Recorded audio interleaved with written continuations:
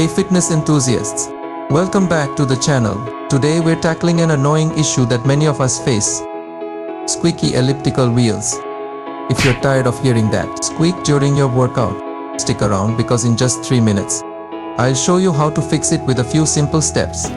First things first, before you begin, make sure your elliptical is turned off and unplugged. For safety, we're going to start by inspecting the wheel. But don't worry, you won't need any special tools, just a few household items. Step 1. Inspect the wheel and check for debris.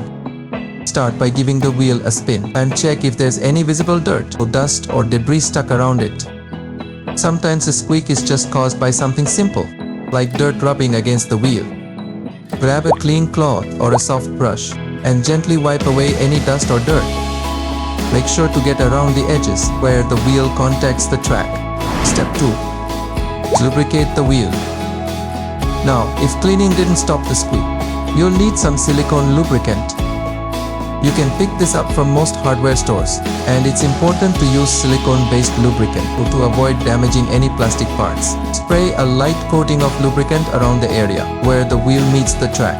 Be careful not to overdo it. Just a small amount will do. Then give the wheel a few spins to distribute the lubricant evenly. Step 3. Check the bolts and screws. Presenter. Sometimes the squeak can also come from loose bolts. Use a wrench or screwdriver to check and tighten any bolts or screws around the wheel or on the arms of your elliptical.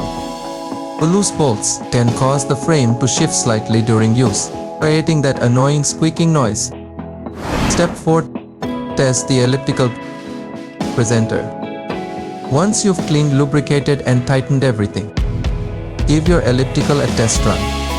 Slowly start pedaling and listen for any signs of the squeak. If the squeak is gone, congratulations. You've just fixed your elliptical in a few easy steps. If it's still there, you may need to check other areas like the bearings or belts, but that's for another video. I hope this quick fix helped you out.